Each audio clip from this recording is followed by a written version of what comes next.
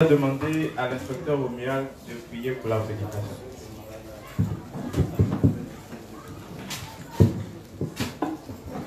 Donc on va prier le Seigneur ensemble afin qu'il conduise son pain dans cette prédication. Merci Seigneur de ce que tu as permis que nous arrivions maintenant au temps de prédication. Nous te prions tous ici Seigneur que tu guides ton pain, que tu mettes des paroles dans sa bouche afin qu'il nourrisse ton peuple saint. Merci de permettre que toutes ces paroles soient mises en application. Et merci de faire de nous des hommes et des femmes de principe dans ton église. Au nom puissant du Seigneur Jésus-Christ, nous avons prié. Amen.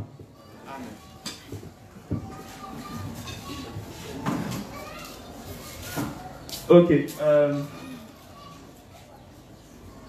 Je vais vous épargner. Je suis content d'être là, etc. Je me demande bien souvent pourquoi on doit dire je suis content d'être là ce matin. Peut-être que certainement on se dit que les gens en face de nous vont dire ah, il est content de nous parler. Alors on étudie la nécessité. Je pense que le grand thème c'est la nécessité d'identifier son leader et de croire au serviteur que Dieu institue. Alors, pour commencer, on va lire les textes de... Je sais que je devais faire une autre introduction, mais j'ai complètement oublié. Donc, on va aller directement, Juge 2, Juge chapitre 2, le verset 7. Donc, on va aller dans le livre de Juge. Juge 2, le verset 7. Juge 2, le verset 7. En fait, ce qu'on va faire, c'est que le premier principe, c'est besoin d'un dirigeant spirituel pour les partenaires de l'étranger. Ce qu'il dit dedans est mieux développé dans le livre 58, page 243, paragraphe 234, page 245, paragraphe 1, 2, 3, 4. Et le titre, c'est nécessité et obligation d'un dirigeant spirituel dans l'église pour réussir. C'est plus ça qu'on va développer. Juge 2, verset 7. Vas-y. Le peuple servit l'Éternel pendant toute la vie de Josué et pendant toute la vie des anciens qui survécurent à Josué et qui avaient vu toutes les grandes choses que l'Éternel avait faites en faveur d'Israël. Donc ici, ce que la Bible nous dit, c'est que le peuple servait Dieu pendant que Josué était là et tous les anciens qui étaient avec Josué. Donc pendant qu'ils étaient là, le peuple d'Israël servait Dieu. On va prendre toujours le chapitre 2, mais cette fois-ci le verset 12 jusqu'au verset 19. Ils abandonnèrent l'Éternel, le Dieu de leur père, qui les avait fait sortir du pays d'Égypte, et ils allaient après d'autres dieux, donc les dieux des peuples qui les entouraient. Donc quand ceux qui étaient là, je vais dire Josué et les anciens, quand ils ne seront plus là, le peuple d'Israël va commencer à suivre les idoles. Continue. Ils se prosternaient devant eux et ils irritaient l'Éternel.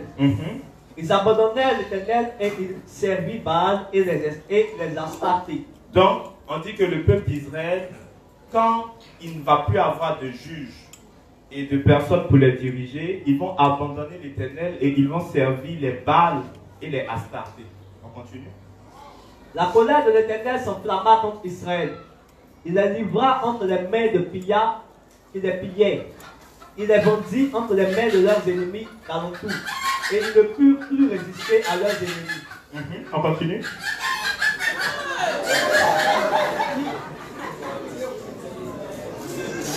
Si on était au légalisme, parce qu'on allait chasser l'esprit de distraction. C'est-à-dire le gars, il allait dire en même temps qu'il voit un esprit de distraction.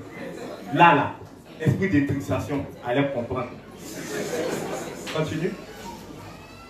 Partout où ils allaient, la main de l'Éternel était contre eux pour leur faire du mal.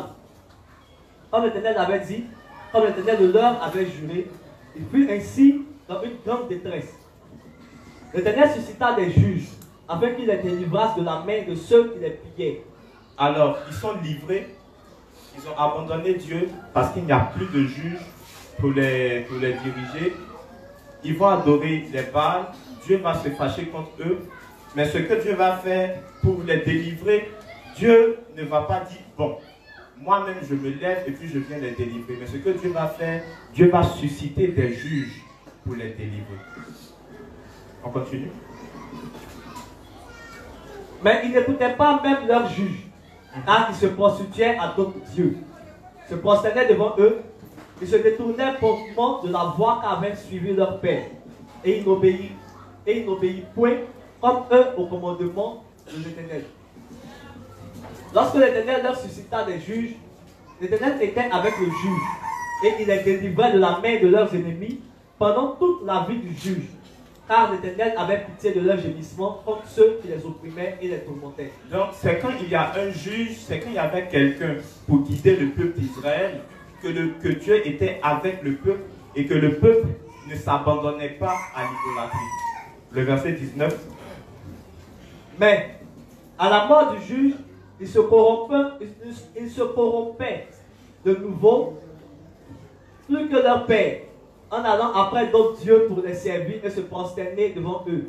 On voit donc que quand il n'y a plus de juge pour diriger Israël, pour diriger le peuple, qu'est-ce que le peuple faisait?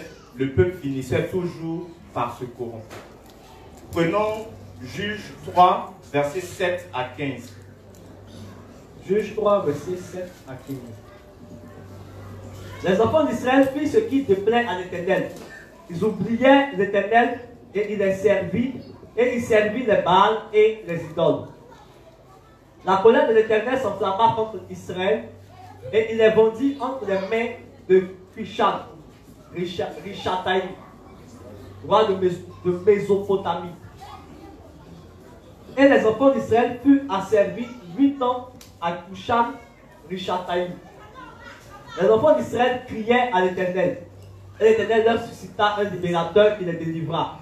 Othniel, fils de Kenaz, frère cadet de Caleb. On voit qu'à chaque fois que le peuple d'Israël veut être délivré de la main d'un ennemi ou bien de quelqu'un qui les oppresse, ce que Dieu va faire, c'est qu'il va les susciter à chaque fois un juge. Par conséquent, on comprend que quand il n'y a pas de juge, le peuple d'Israël ne peut pas être délivré de la main de ses ennemis. On continue. L'esprit de l'Éternel fut sur lui. Il devint juge en Israël et il partit pour la guerre. L'Éternel livra entre ses mains Cusham Richataïm, roi de Mésopotamie, et sa main fut puissante contre Cusham Richataïm. Le pays fut en repos pendant 40 ans. Et Othniel, fils de Kenaz, mourut. Ils étaient en paix pendant 40 ans parce qu'il y avait un juge qui était à leur tête. Et quand il va mourir, on va voir ce qui va se passer. Les enfants d'Israël furent encore ce qui déplaît à l'Éternel. Quand il n'y a pas de juge, les enfants d'Israël font ce qui te plaît à l'Éternel. Et l'Éternel fortifia Églon, roi de Moab, contre Israël, parce qu'ils avaient fait ce qui déplaît à l'Éternel. Églon réunit à lui les fils d'Ammon et les Amalécites, et il se mit en marche. Il battit Israël et il s'emparait de la ville des palmiers. Et les enfants d'Israël furent asservis 18 ans à Églon, roi de Moab. Non, ils ont été esclaves pendant 18 ans. Malgré qu'ils étaient dans leur ville, on appelle la ville des palmiers. Je sais que vous savez qu'on appelle juste les palmiers. D'accord. On continue. Les enfants d'Israël criaient à l'Éternel, et l'Éternel leur suscita un libérateur. L'Éternel ne descend pas, boum, comme Superman pour venir les délivrer, mais il leur suscite un libérateur, donc un juge. On continue. Éhu, fils de Guéra, Benjamite, qui ne se servait pas de la main droite. Les enfants d'Israël envoyaient par lui un présent à Églon, roi de Moab. Mais l'Éternel va les susciter un juge qui ne se servait pas de la main droite. Mais qu'est-ce que ça veut dire? Ben, je ne sais pas. Alors, ce que je voulais simplement dire, après tout ce qu'on a lu, c'est qu'on voit que quand il n'y a pas de juge, le peuple d'Israël se détourne de Dieu et va adorer les Baals et Astarté. En fait, les juges dans la Bible, c'était ceux qui dirigeaient et qui conseillaient le peuple. On comprend que quand il n'y a pas quelqu'un qui conseille et qui dirige le peuple se livre à Baal et aux Astartés. Se livrer à Baal, ça signifie quoi? Baal, ça signifie Seigneur. Et il est présenté comme étant le Dieu de la prospérité. Servir les Baals, c'est le fait que quand il n'y a pas de dirigeant, pour nous emmener à faire l'œuvre de Dieu, pour nous emmener à servir Dieu, pour nous emmener à veiller sur notre âme, pour nous emmener à faire ce qui est correct, on va se livrer à quoi? On va se livrer à nos rêves. C'est-à-dire, on va chercher autre chose que le bien de l'évangile. En d'autres termes, on va se concentrer sur l'argent, on va se concentrer sur la fortune, on va se concentrer sur la prospérité, on va se concentrer sur avoir l'argent, sur avoir travail, etc., etc. C'est-à-dire, plutôt que de se concentrer sur Dieu, on va se concentrer sur tout ce qui concerne la prospérité matérielle. Je ne sais pas si je me fais comprendre. C'est ce qui est parti adorer les Baals. Maintenant, à côté, on dit qu'ils ont adoré les Astartés. Astarté fait référence, c'était la déesse de la fécondité. Astarté fait référence à tout ce qui est luxure, tout ce qui est licence, tout ce qui est plaisir, tout ce qui est perversité, tout ce que vous pouvez imaginer, salacité, etc. etc. Pardon. Plaisir, voilà. Non, salace. Quand nous les hommes, ce que, quand je dis nous les hommes, quand nous on dit souvent pervers là, ce qu'on pense en disant pervers là, c'est pas pervers qu'on doit utiliser. Le vrai mot là, c'est salace. Mais pervers là, ça veut dire autre chose aussi, quoi. Ça veut dire tout ce qui est contraire à la morale. Mais quand nous les hommes, on dit non, ce gars là, il est pervers. Ce qu'on pense là, le mot qui est ça là, c'est ça qui est salace. Donc, quand il n'y a pas de dirigeant, les justes vont suivre deux choses. Ils vont suivre la prospérité matérielle et ils vont suivre les plaisirs de la chair. Et si vous remarquez, et si on remarque, à chaque fois qu'on s'est détourné des principes, à chaque fois qu'on s'est détourné de Dieu, à chaque fois qu'on a sombré dans la chair, en réalité, c'était pour suivre ces deux choses-là. On s'est concentré sur tout ce qui était prospérité matérielle, ou bien on s'est concentré sur nos passions charnelles. Et quand il n'y a pas de juge, c'est ce qui arrive.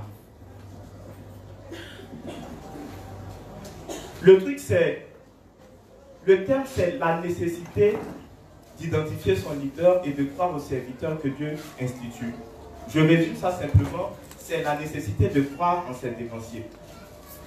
Mais je veux d'abord expliquer, avant même qu'on ne lise, c'est quoi un dévancier. Avant de vous dire ce que c'est qu'un dévancier, je vais vous dire, ce qui n'est pas un dévancier. Un dévancier, ce n'est pas celui qui récite beaucoup de versets. Parce qu'on est très souvent impressionné de voir quelqu'un réciter beaucoup de versets et on estime que, ben tiens, avec tous les versets qu'il récite, il est certainement un dévancier, parce qu'il récite beaucoup de versets. Ce n'est pas le cas. Un dévancier, ce n'est pas celui qui a lu beaucoup de livres.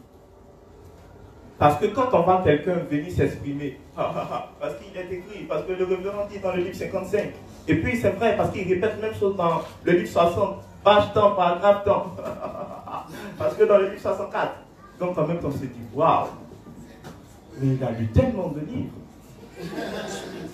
Et c'est un dévancier. On peut lire beaucoup de livres, et parce qu'on a lu, on va amasser de la connaissance. Mais en réalité, le dévancier ne transmet pas ce qu'il connaît.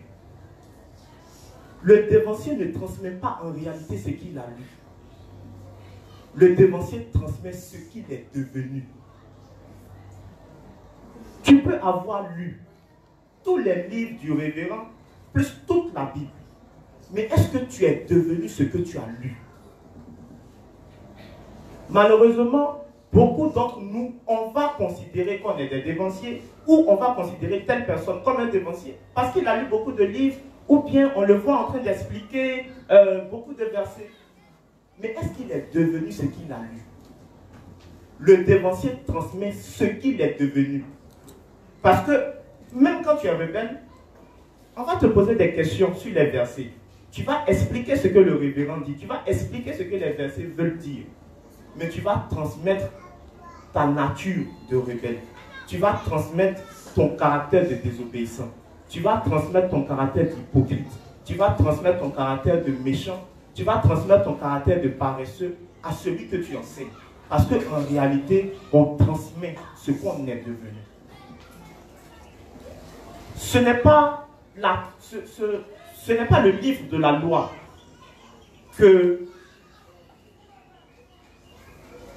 ce n'est pas le livre de la loi. C'est devant moi de toutes les façons. Ce n'est pas le livre de la loi que Moïse transmet à Josué. Non. Il lui transmet sa foi. C'est pour ça que Josué, avant de prendre Jéricho, c'est extraordinaire. Il se lève, il veut aller prendre Jéricho, et puis il y a un ange qui lui dit non, ne c'est pas comme ça, tu vas prendre Jéricho. Chaque jour, tu viens faire une fois le tour de Jéricho, tu fais ça 7 fois. Le 7e jour, tu fais le tour 7 fois, et vous chantez, et Jéricho tombe. Arrête ça. Et puis Josué se retourne, et puis il dit au peuple, voici comment on doit prendre Jéricho. Imaginez la tête des gars. Ça y est, ils se sont armés de machettes, de tout, de gourdins. Et puis, Josué leur dit, non les gars, laissez tout ça. Demain, venons faire le tour, une fois, rentrons à la maison. Et le 7e jour, faisons 7 fois le tour et Jéricho va tomber. C'est sérieux là, Josué. On s'est entraîné pendant des années pour ça, tu es sûr, c'est pour ça qu'on est sorti d'Égypte là. Mais si Josué arrive à faire ça, c'est parce que avant ça, Moïse lui a transmis sa foi. Et je vais faire une petite parenthèse. C'est que Dieu, il est tout puissant. Mais malheureusement, il n'est pas tout puissant. Bizarre. En réalité, il est tout puissant. Mais Dieu agit dans les limites de notre foi. Dieu, il a le pouvoir que je lui donne. Si j'estime dans ma tête que Dieu, il est illimité, alors le pouvoir de Dieu entre mes mains sera comment? Mais si j'estime que Dieu, il est limité, ce que j'estime que Dieu ne peut pas faire, il ne le fera pas. Pourquoi? Parce qu'il est conçu pour agir dans les limites de ma foi. C'est pour ça que...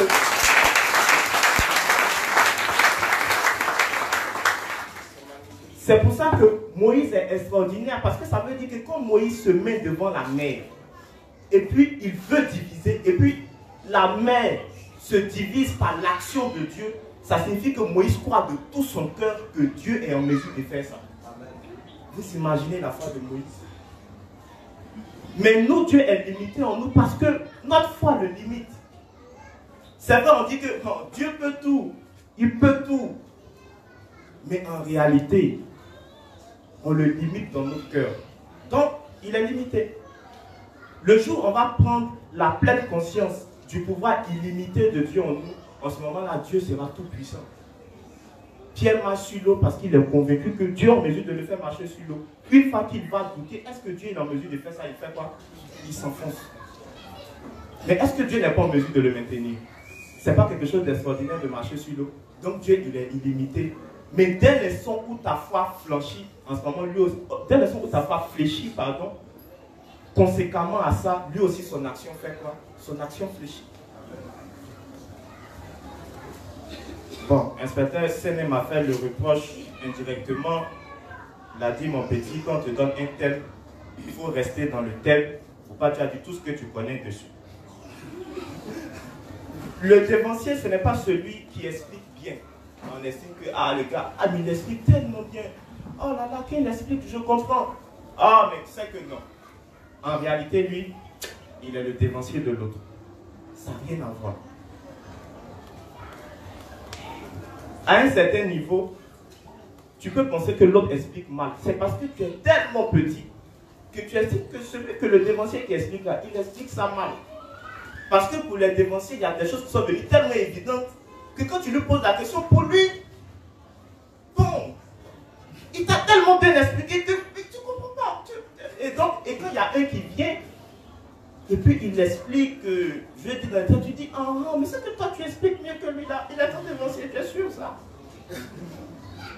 Le dévancier, ce n'est pas celui qui explique bien. Et autre chose, le dévancier, alors là, ce n'est pas celui qui a fait naître beaucoup d'âmes. Parce que les justes vont dire, mais moi je suis un dévancier. Toi, tu as fait naître combien de personnes? 3. Moi, j'ai fait naître 10 personnes. Puis on dit, waouh, il a tellement fait naître des gens, ce gars. C'est qu'il est le dévancier. Et on va rentrer dans cette sorte de comparaison pour dire, toi, tu as fait naître combien de personnes? Attends, mais je vais compter ceux que j'ai fait naître maintenant. Il a fait naître si, ça. Non, mais ici, oui, c'est un dévancier. Je dis, inspecteur Chèque, il est né, il dit ça fait plus de 15 ans. Il a fait naître plus de 10 personnes. Il a moins de 50 ans. Je ne vais pas revenir sur son âge parce que bon, voilà. Bon. Je ne vais pas revenir sur son âge, comprenez? Je sais que c'était assez difficile pour lui le dimanche dernier de dire son âge, mais comme il était à la chair, il était tenu de dire la vérité. Noé a prêché pendant combien d'années? 120 ans. Il y a combien de personnes qui ont cru? Il y a 7 personnes. La question que je pose, inspecteur Chèque a fait moins de 10 ans, ou bien il a fait moins de 20 ans. Il a fait naître plus de 10 personnes. Il est le dévancier de Noé. Voici comment les justes pensent. C'est que si on veut réfléchir comme les justes, c'est que inspecteur Chèque, c'est que tous mes dévanciers sont les dévanciers de Noé. C'est que Noé, moi-même, c'est que devant moi-même, Noé, c'est un gros chacun m'a dit, quoi, tu quoi? Je ne parlerai même pas. Ah, pour beaucoup de justes, quand telle personne a fait naître beaucoup de justes, alors c'est qu'il a le dévancier des autres personnes. Parce qu'ils n'ont pas fait naître assez. Pardon? Voilà, Pierre, il a fait 3000 convertis en même temps. C'est-à-dire, il a poussé 3000. Waouh, quel tour! Dieu a pris mes péchés au baptême et il est mort, je crois. Jésus, même quand il a prêché, il y a combien de personnes? Donc, est-ce que c'est le fait de faire beaucoup d'âmes qui fait de nous des dévanciers? Alors, c'est quoi donc un dévancier à contrario? Le dévancier, c'est celui qui a mis de côté ses ambitions, qui met sans cesse de côté sa manière de voir les choses et qui a décidé de suivre Dieu. Le dévancier, on va dire que c'est celui qui met de côté ses rêves, ses ambitions, tout ce qu'il sait, qui met de côté son orgueil et qui décide de suivre Dieu. Généralement, on nous dit que le dévancier, c'est celui qui a remporté beaucoup de batailles spirituelles. Mais c'est quoi bataille spirituelle? Parce que là encore, beaucoup estiment que bataille spirituelle, c'est qu'il a fait beaucoup de front. Donc les justes vont vouloir beaucoup faire front là, comme ça on va dire que il fait beaucoup front lui là. Bon, front c'est évangélisation, je pense qu'on a déjà expliqué ça. Voilà. Il fait beaucoup évangélisation, hein. C'est que ça c'est un dévancier. Ça n'a rien à voir. Les batailles spirituelles. C'est quoi bataille spirituelle? Le révérend nous fait comprendre, je ne vais pas dire le livre, bon, si, de toutes les façons, tout le monde sait que je suis le plus petit des inspecteurs. Mais le révérend dit dans le livre 29 que les plus grandes batailles, la plus grande bataille, je pense qu'au bout d'un moment, il faut qu'on achète des micros qui collent directement, quoi, parce que tenir le micro comme ça me rend musclé. Le révérend dit dans le livre 29 que les plus grandes batailles, ce sont les batailles qu'on remporte contre nous-mêmes, contre nos pensées. Le plus grand ennemi du juste, en réalité, ce n'est même pas Satan. Le plus grand ennemi du juste, ce sont nos pensées. Et quand on dit que le dévancier, il a remporté beaucoup de batailles spirituelles, c'est que par bataille, on entend quoi? On entend conflit. Il y a opposition. Mais c'est quoi l'opposition? J'ai mis ainsi la bataille est un conflit permanent dans les petites ou dans les grandes situations entre l'application des principes de nos pensées.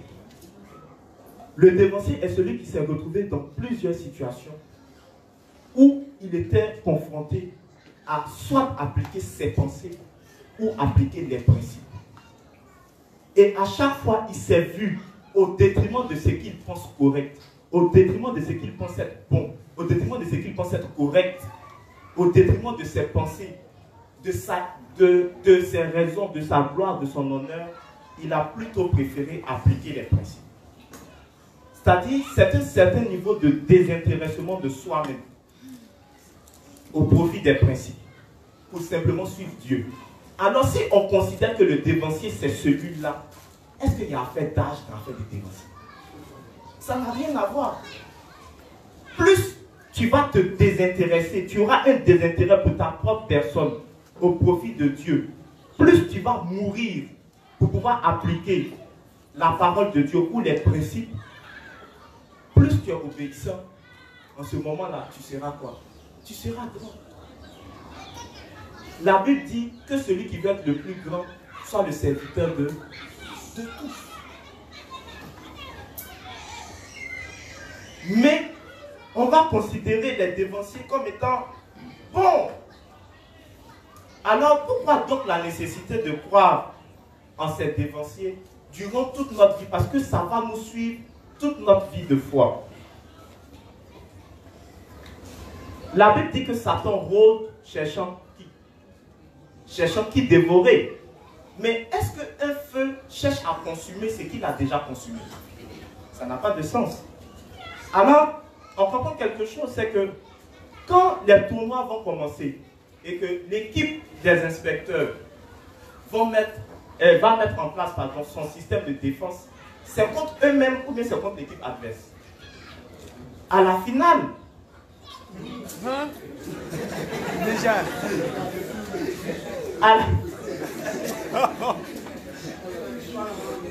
À la finale, après que on aura l'inspecteur Hassen avec son vilain pied aura mis les 2 buts, non, il va mettre un peu, s'il a mis 2 buts, c'est fini, on est mort. Ça, pendant des années, il va nous...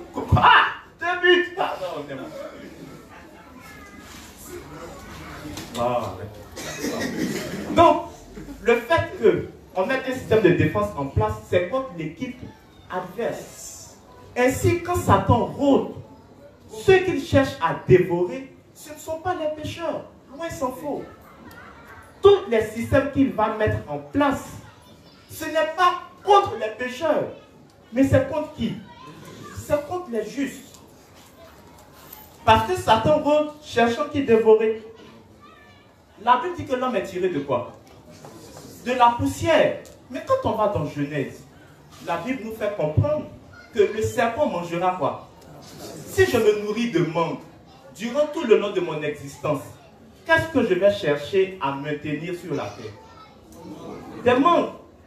De cette même manière, si Satan se nourrit de la poussière, alors il va, pendant tout le long de sa vie, il va veiller à ce que sa nourriture soit toujours présente. La chair de l'homme est faite à partir de quoi? De la poussière. Et Satan se nourrit de quoi? Donc Satan va multiplier toutes les choses viles, toutes les choses qui vont révéler nos passions charnelles, afin que lui, il puisse se nourrir de quoi? De ça. Donc Satan se nourrit de nos passions charnelles. Et Satan va toujours mettre des choses en place pour que nos passions de la chair soient excitées, pour que nos passions de la chair soient exprimées, afin que lui, de par ces passions-là, il en soit nourri et qu'il grossisse. Donc, nos pensées charnelles nourrissent qui? L'application de nos pensées charnelles nourrissent qui? Tant qu'on vit, est-ce qu'on va avoir des pensées charnelles? Oui. Parce que tant qu'on vit, que nous sommes dans cette chair, on va toujours avoir des pensées. Alors tout le long de notre vie, il y aura une bataille constante entre nos pensées charnelles et l'application de quoi? Ces principes. Et comme souvent, on ne sait pas ce qu'il convient de faire à l'image du peuple d'Israël, alors nos dévotions seront toujours importants pour nous parce que c'est eux qui vont nous dire mets de côté tes pensées charnelles. Amen. Et puis applique les principes. Amen.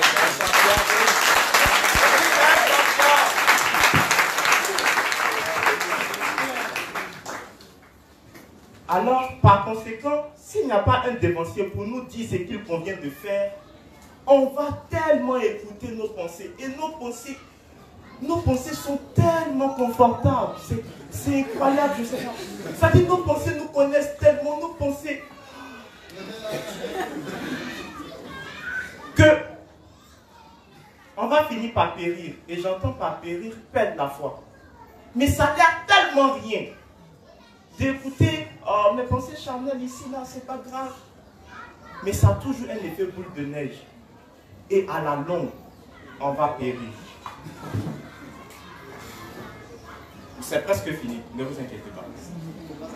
Oui, pardonnez, c'est presque fini. C'est le cas de théâtre. Normalement, quand on fait théâtre, ça fait 5 minutes. Aujourd'hui, vous avez fait théâtre 10 minutes. C'est ça votre problème. Alors, je vais lire chap. Je vais lire rapidement. Je vais lire rapidement. Livre 58. Ce qu'on a lu dans la Bible, là, il y a quelqu'un qui a expliqué ça mieux que moi. Donc, je vais vous lire l'explication mieux qu'il a fait là. Et puis là, ensemble, quand quelqu'un va nous demander, mais juge là, qu'est-ce que ça signifie? Tu ne vas pas prendre le livre, tu vas faire semblant de juge-toi. Mais qu'est-ce que ça veut nous dire? Et puis, tu expliques, tu vas dire, tu es prêt? Et puis tu vas dire, ouais. Tu ne vas pas dire ça peut durer. Permettez-moi de poser la question ici. Était-il mal ou bon pour le peuple d'Israël d'avoir un juge pour régner sur eux? C'est une question très profonde et c'est d'une importance critique pour nous tous de connaître la bonne réponse. Nous pouvons voir dans nos différentes expériences spirituelles que c'est vraiment bon d'avoir un dirigeant. Au temps des juges, cependant, le peuple d'Israël était souvent embêté d'avoir un dirigeant spirituel. Et je connais des juges qui sont souvent embêtés d'avoir des dévanciers. Et surtout des dévanciers comme nous, qui mettons notre bouche dans tout et partout.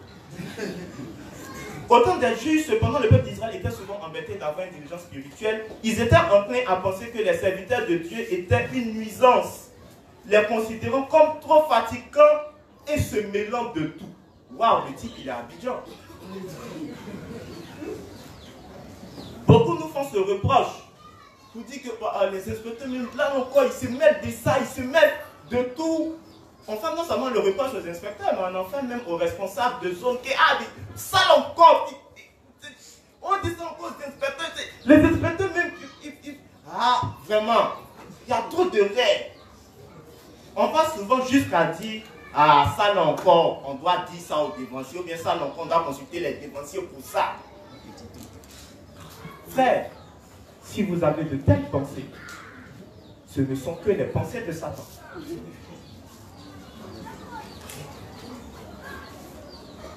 Souvent, les justes encore vont dire ceci. Dans un sens similaire, même parmi les saints rachetés d'aujourd'hui, il y a des gens qui n'apprécient pas les serviteurs de Dieu. Je pense qu'on a eu un témoignage dans ce sens sur lequel je vais revenir tout à l'heure. Certains vont dire que donc ils n'apprécient pas leurs dévanciers, pensant à ce que l'Église de Dieu fait pour diffuser l'évangile de l'eau et de l'esprit comme quelque chose de fatigant, insignifiant et lourd. En fait, certains des saints peuvent même penser qu'ils peuvent faire ce qu'ils ont envie de faire et prospérer quand même s'ils n'ont pas de dirigeants. Dans leur propre calcul, ils sentent qu'ils puissent prospérer et fleurir corps et esprit sans aucun dirigeant spirituel. On est beaucoup à penser ça. Est-ce qu'on a besoin d'un dévancier? Bon, je m'en vais évangéliser. Bon, je m'en vais prier. Bon, je m'en vais faire ceci. Est-ce que ça... Bon, j'ai déjà les livres. Est-ce que j'ai besoin de... Donc, les dévanciers même, bon, là même là, il ne me plaît pas. Il y a un truc qu'on ne peut pas nier. On apprend plus facilement de celui qu'on aime que de celui qu'on n'aime pas. Je ne nous demande pas d'aimer nos dévanciers avec notre cœur qui est à gauche, c'est-à-dire notre cœur qui est rempli d'émotions. Je nous demande en tant que juste, parce que la Bible dit que le cœur du juste est où? À droite. Donc est dans les pensées, est dans les volontés, est dans les principes.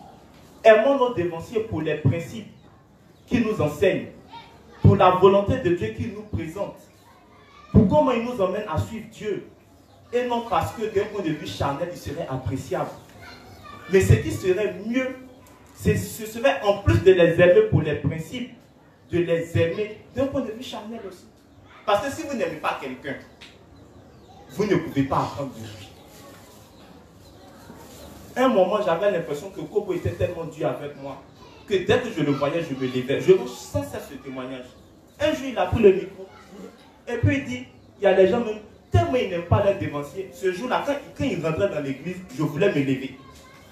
Et puis quelque chose m'a dit que ah, ça là, ça sera trop flagrant. Il faut faire semblant un peu, il faut t'asseoir. Une fois qu'il parle un peu, tu t'énerves, tu t'en vas. Et puis ce qu'il a commencé à dire là, ça me plaisait. Donc j'ai dit, viens m'asseoir maintenant pour écouter. Et puis là, en même temps, il prend un carrefour, il tourne là en même temps. Il y a des gens tellement ils n'aiment pas les dévanciers. Dès que les dévanciers rentrent dans l'église net, ils veulent s'élever. Ah! Il venait de dire ma pensée. Et pendant un moment, j'avais arrêté d'apprendre de lui parce que quand je le voyais, il m'énervait. En fait, j'avais prévu, c'est incroyable.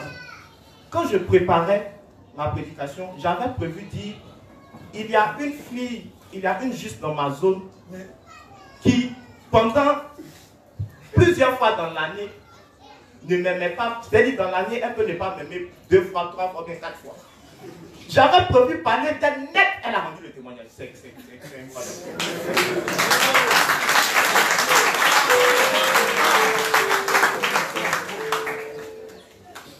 J'ai jamais. C'est du point, mais je me pose des questions. Je fais tout.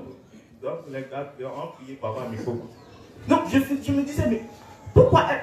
Tellement elle ne m'aimait pas. Bon, je me demande même si ça vaut la peine que je revienne dessus, parce que c'est ce que je voulais dire.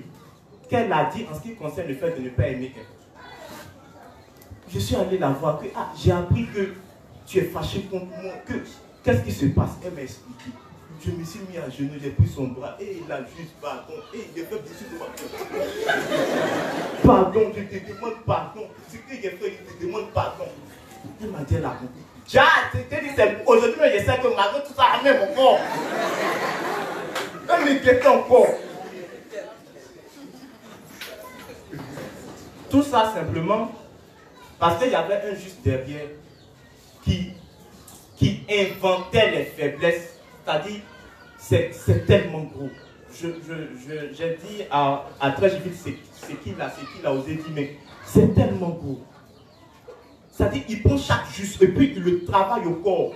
Sur tous les inspecteurs, il dit des choses que, juste quand il y a eu palabre, que le pasteur même est venu, le pasteur Taromel même l'étonné, que quoi, j'ai réglé une histoire comme ça? Que vous deviez inspecteur Cédric, il a prêché l'autre fois là. C'est parce qu'il est parti en mission là. Il a eu des enfants là-bas. Non mais il sait pas. Non mais effectivement, parce qu'ils m'ont appelé pour m'informer. Pas ça m'a appelé. Ah, c'est dit tu as des enfants à Gagnon.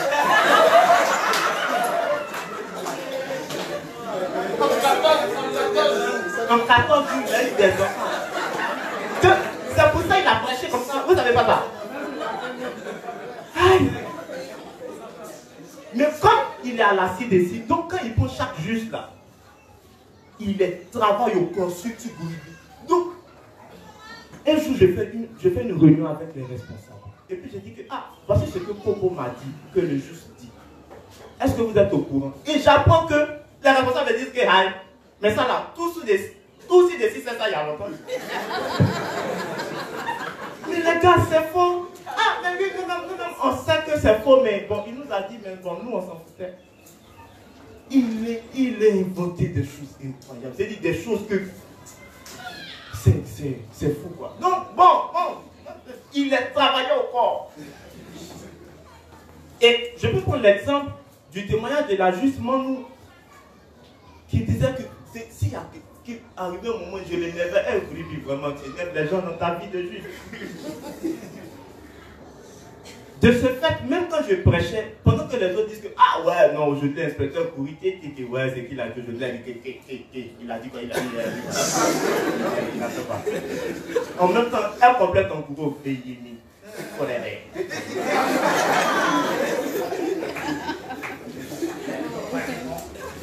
Mais depuis qu'on vit le grand amour, elle et moi, non pas comme elle le vit avec l'inspecteur Cédric, mais depuis que,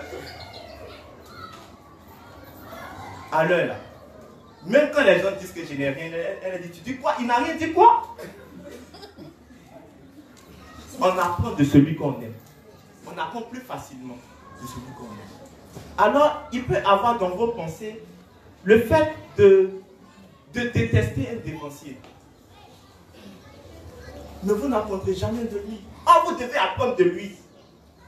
Et je le dis toujours, je ne sais pas si en quelle langue, Choco Nachaka. Ça c'est quel? C'est Choco Nachaka.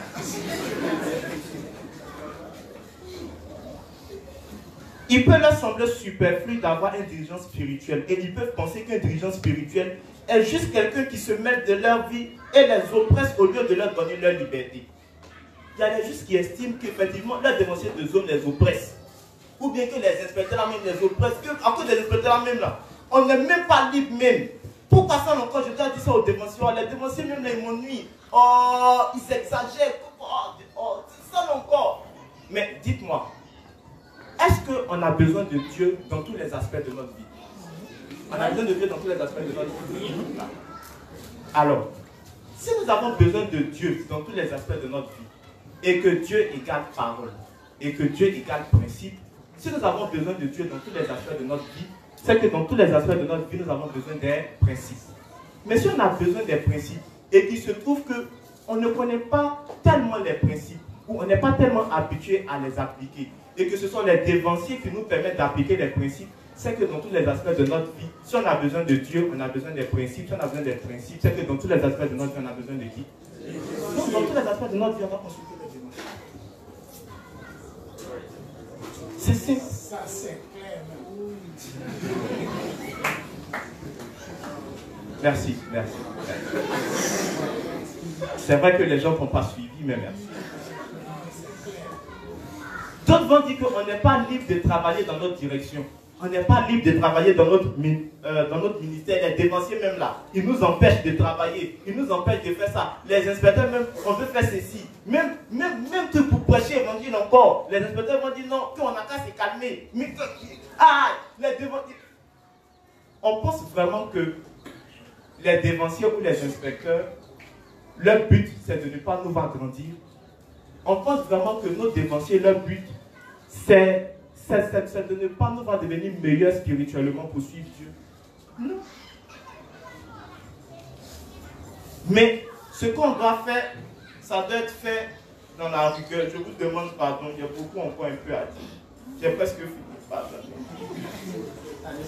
Si on a de telles pensées, alors les pensées là, si on a les pensées que, ça non quoi je dois dire à mon dévancier, ça là même, les dévanciers même ils exagèrent, que ça là encore, les inspecteurs, si on a de telles pensées, voilà, c'est ça non. Ce genre de pensée là, ça va nous suivre jusqu'à on va mourir. Donc on doit combattre ça jusqu'à on va mourir. Parce qu'on réussit le renoncement à soi quand on meurt dans la foi. Tant que tu n'es pas encore mort dans la foi, tu n'as pas encore réussi véritablement ton renoncement à soi. C'est l'inspecteur et Cheikh qui m'a appris ça.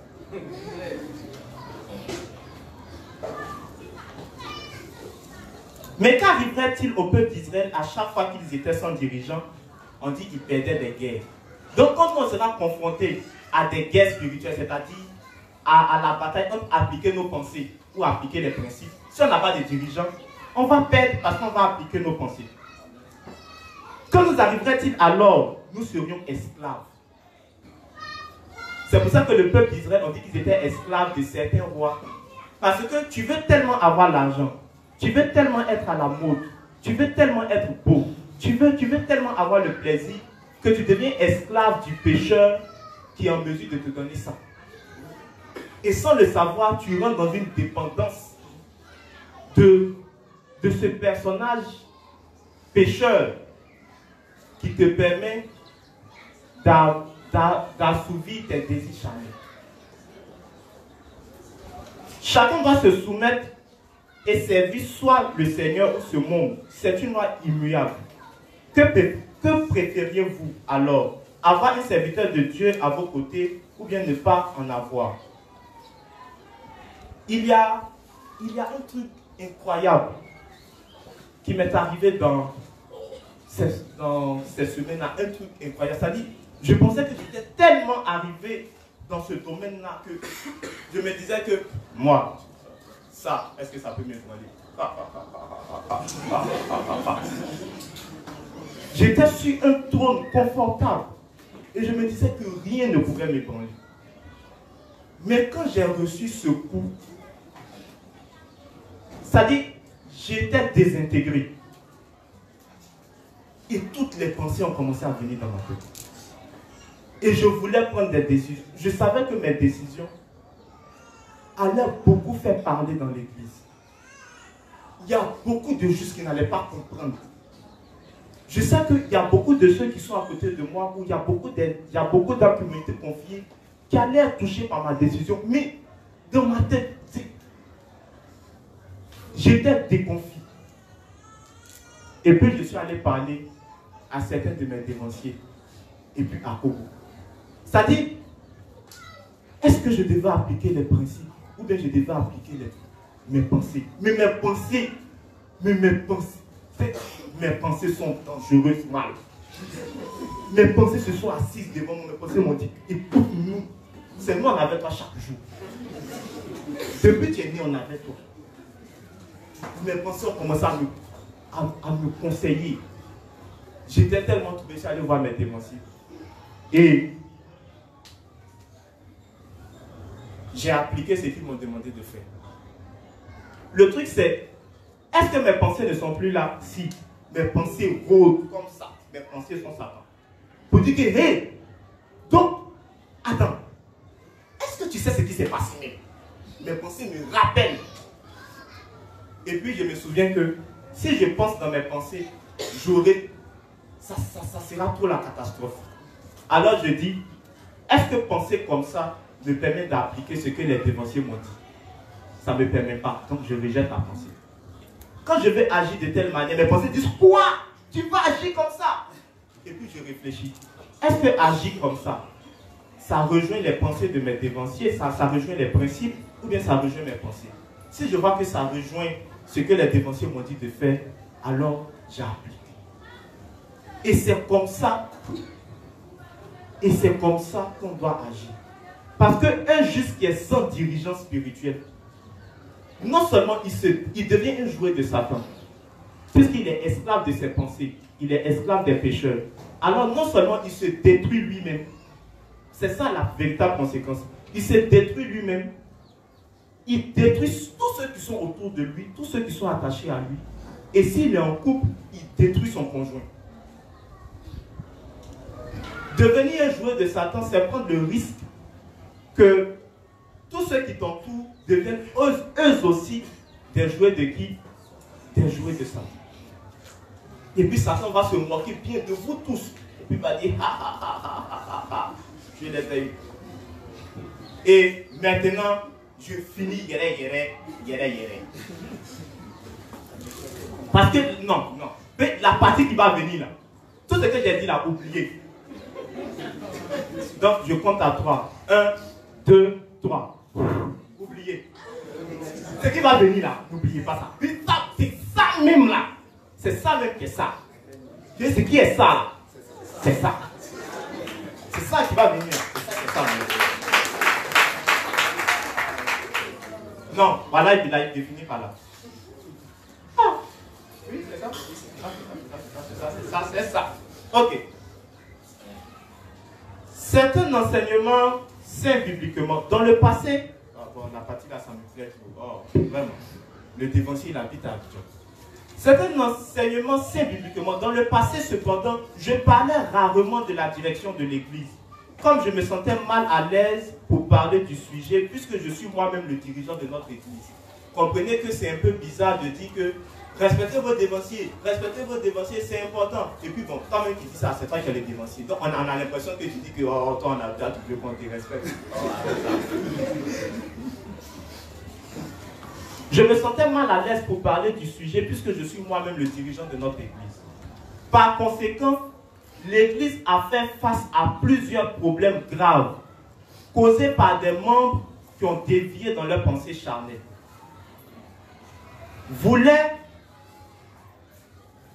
Voulant accomplir les désirs de leur chair, certains membres ont formé leur propre petite faction dans l'église. Et quand ils ne pouvaient arriver à leur fin, ils prenaient leurs affaires et pouvaient arriver à leur fin. Pardon, ils prenaient leurs affaires et partaient, prenant leur propre chemin séparé. Cela aurait pu être évité si ces gens avaient une compréhension claire de la direction spirituelle. On peut avoir des affinités particulières dans l'église. En d'autres termes, je peux m'entendre avec un saint plutôt qu'avec un autre. Mais créer des factions dans l'église, ça c'est dangereux, mal zinzin. D'accord, le vieux fait. C'est mal dangereux, zinzin.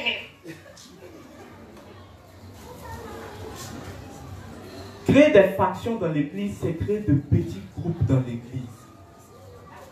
Parce que voici toujours comment ça commence. Le type pète dans le cœur, voilà. Le groupe va toujours se réunir autour d'une personne. Et ça sera comme ça. Ça dit qu'il y a un qui est là, qui observe. Quand Satan frappe, Jésus dit quoi? Que Satan va, que pour disperser le troupeau, qu'est-ce qu'il va devoir faire? Il va frapper le berger. Donc quand Satan commence là, il voit qu'il y a un juste qui va commencer à voir tous les défauts de cet dévancier. Mais il ne va pas commencer par dire que ce que les dévanciers prêchent, c'est faux. Non, non, non. Il va dire non, que ce sont nos dévanciers vrais. Non, ce sont nos dévanciers, non. Mais ils ont trop les petits défauts, ça, c'est pas trop ça. Mais sinon, c'est nos dévanciers. C'est nos dévanciers. Et puis après avoir attiré l'attention sur les défauts de ces dévanciers, il va commencer un peu à parler de l'œuvre. C'est que nos dévanciers là même, c'est vrai, ce sont les dévanciers, mais il ne faut pas tellement l'œuvre, quoi. Il ne faut pas tellement. Sinon, c'est vrai, avant, ils faisaient lever. Ça, c'est nos dévanciers. Moi-même là, c'est lui-là qui m'a formé.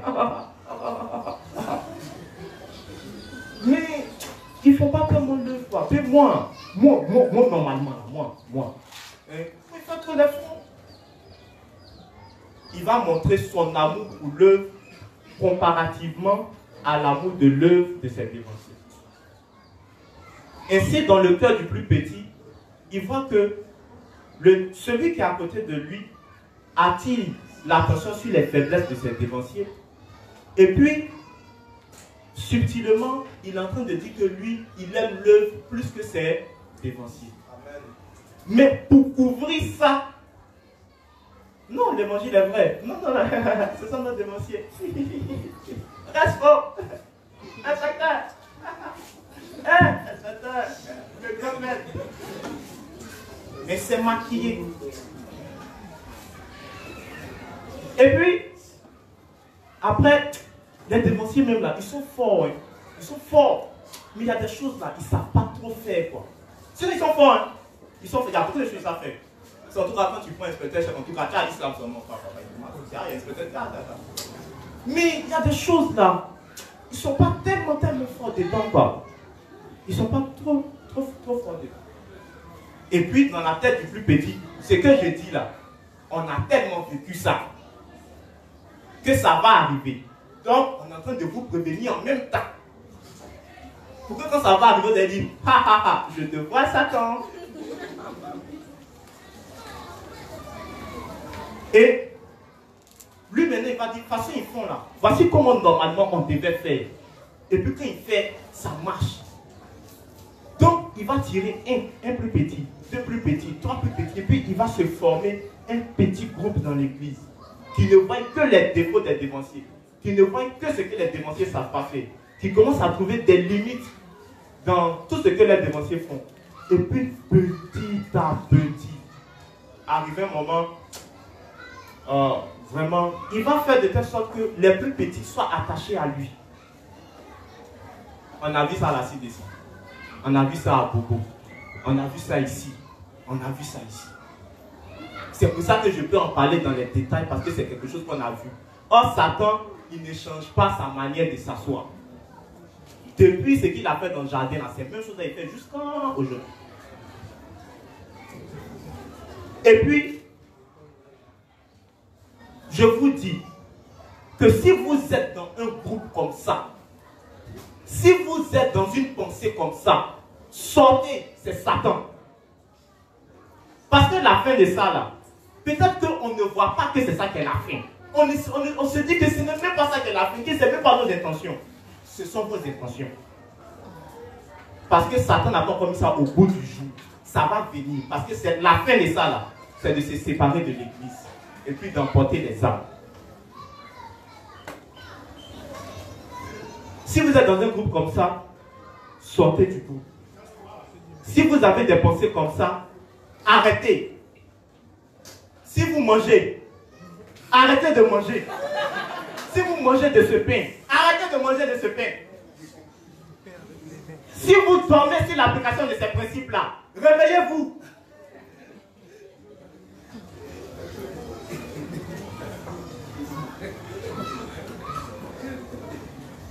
Vous ne pouvez pas tout savoir tout seul, ni ne pouvez tout faire vous seul. Un juste ne peut pas tout faire lui seul, ce n'est pas possible. Or, il y a beaucoup de personnes qui n'ont pas besoin d'être dévanciées pour faire quelque chose.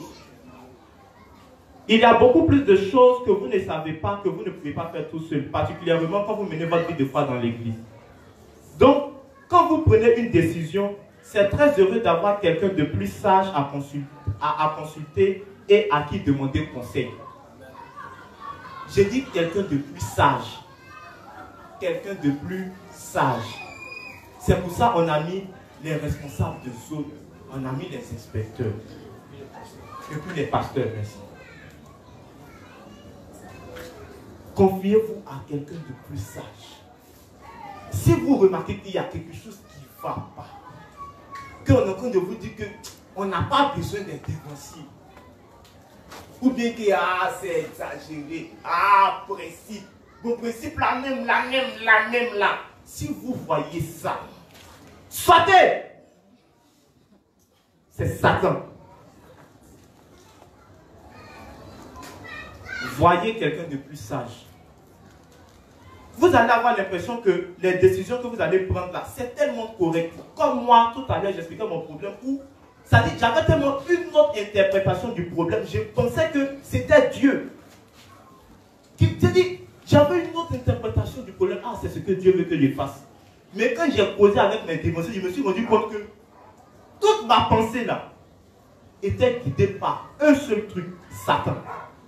Parce que mes dévotions n'ont même pas confirmé une seule de mes pensées. Lorsque vous avez une pensée, que vous pensez que c'est tellement correct, consultez vos dévanciers et puis ayez confiance en eux. Parce que ce sont les garants de notre âme. Et le dernier point, le problème cependant, c'est que certains justes sont trop enclins à ignorer leurs enseignants spirituels. Et c'est une chose très bête. C'est pas moi qui ai dit, c'est écrit. C'est une chose très, très insensée. Donc c'est que c'est bête. C'est une chose mal bête. C'est seulement une évidence que les justes aient un dirigeant. Mais certains périssent dans leur ignorance de ce principe fondamental. Le révérend dit c'est un principe fondamental. Ignorer ses dévanciers quand il en fait quelque chose.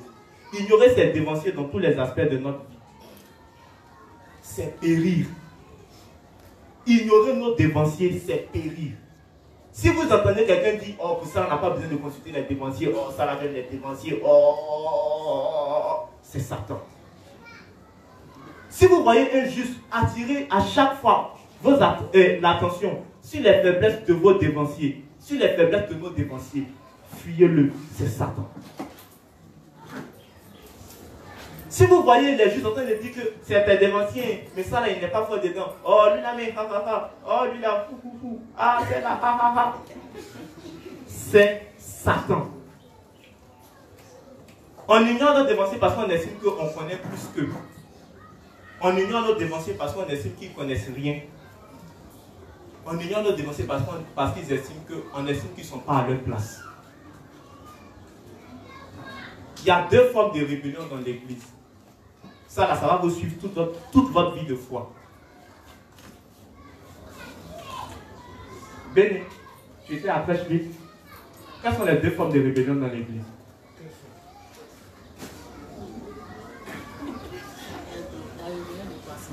la rébellion de croissance, mais s'il reste pour à moins la femme de l'inspecteur Romy. Ah, donc tu as peur qu'on dise que tu es la femme. Romy, c'est pas clair. La rébellion de positionnement. Merci. Oh, vraiment. Regarde comment tu es belle dans les principes. Il y a deux formes de rébellion dans l'église. N'oubliez pas ça, ça va vous suivre toute votre vie de foi. Il y a rébellion de croissance et puis rébellion de positionnement. Mais la rébellion la plus dangereuse, c'est la rébellion de croissance. Rébellion de positionnement, c'est dit quoi? Le gars qui est là, il n'est pas à sa place. C'est moi, je devais être là. Vous vous dites que mais c'est ça qui est dangereux. Oh, c'est pas ça qui est dangereux. Parce que ça, c'est trop visible. La rébellion la plus dangereuse, c'est la rébellion de croissance. Pourquoi? Parce que c'est subtil. La rébellion de croissance, c'est que tu as lu beaucoup. Tu as amassé de la connaissance. Les justes commencent à t'appeler vieux gogo, vieux père, le dernier, le grand maître, le truc. Tu connais les principes. Et puis, quand il y a ton dénoncé qui fait mal, tu es en mesure de prendre le livre pour le regarder. Non, tu vois, parce que selon le principe, pour toi, ce que tu fais là, c'est tellement correct.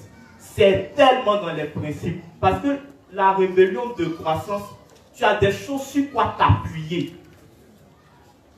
Ah, c'est le diable qui est en train de faire ça. Donc, c'est tellement subtil que ça là, tu ne vois pas ça venir. Parce que tu penses que c'est correct. Tu dis que, ah, mais les inspecteurs n'ont pas dit qu'on peut parler dans tout. Si moi je parle dans tout, ça fait pas. C'est-à-dire que tu oublies que tu n'es pas inspecteur. Tu t'es oublié un coup. C'est tellement subtil. Quand Myriam vient voir Aaron pour dire que Moïse n'a pas marié une femme juive, il avait une femme étrangère, elle a quelque chose sur quoi se baser. Elle a la loi. Donc, quand elle prend ça pour elle, c'est comment? C'est correct de venir se plaindre parce qu'elle a quelque chose sur quoi se baser. La rébellion de croissance est tellement subtile. Mais c'est ça là qui emporte beaucoup de juste. Il faut qu'on se dise toujours que comparativement à nos dévanciers, on ne connaît rien. Regardons tout ce que nous connaissons et imaginez que nos dévanciers connaissent 2 fois plus que ça. Est-ce qu'on connaît quelque chose? Alors, ayons toujours nos dévanciers, portons toujours nos dévanciers dans nos cœurs et n'oublions pas que si nous n'avons pas de dévanciers, nous allons perdre la foi, nous allons périr. Sur ce, que Dieu vous bénisse.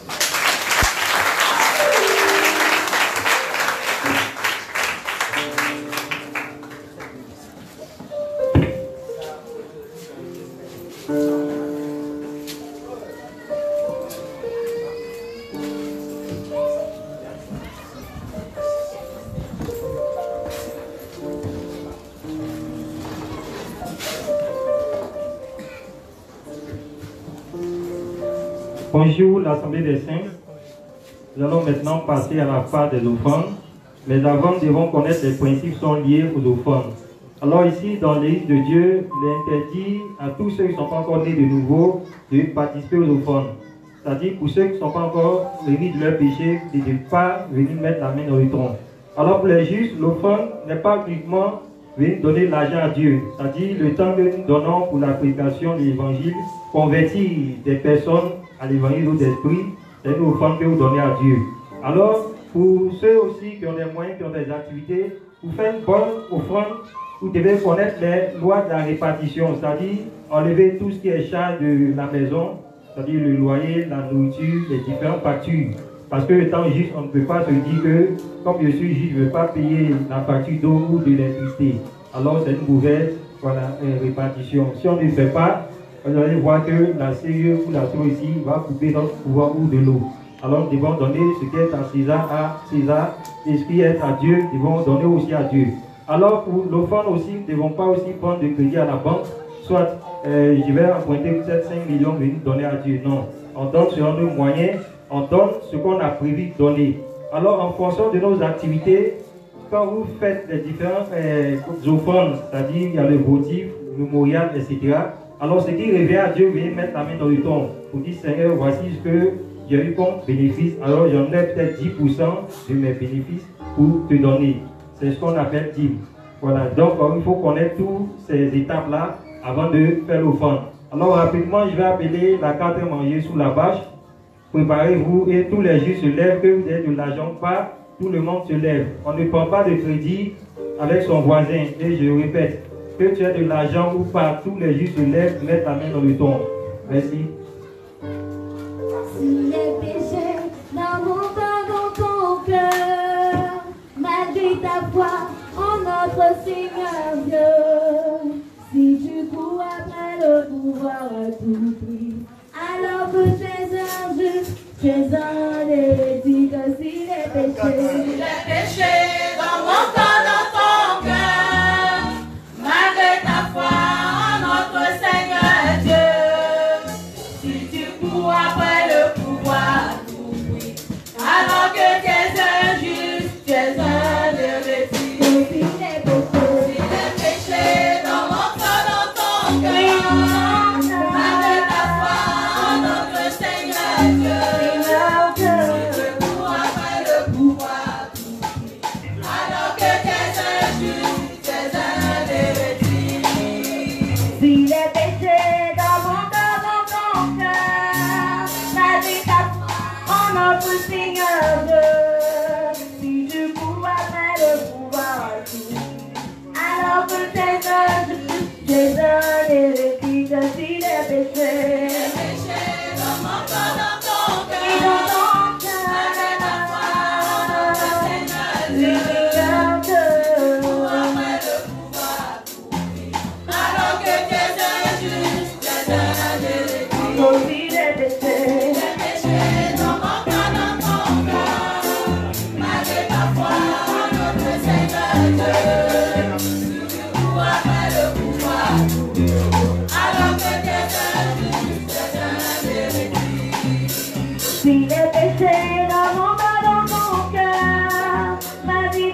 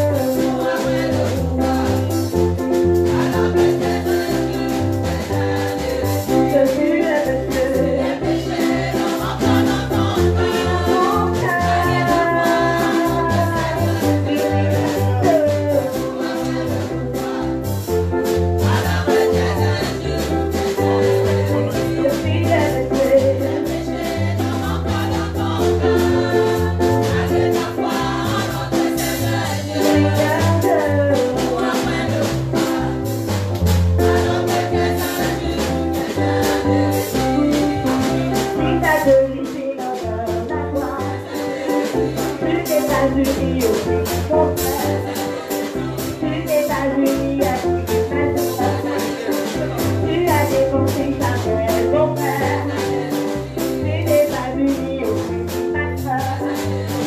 Tu n'es pas unis à David, mon frère. Tu as défoncé Samuel, ma soeur. Aussi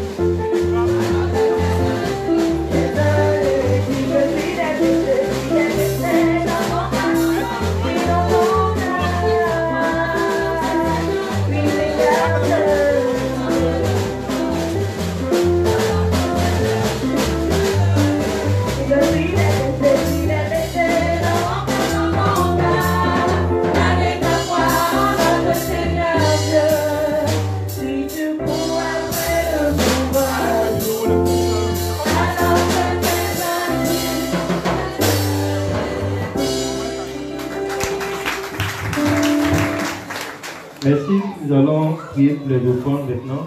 Prions tous le Seigneur.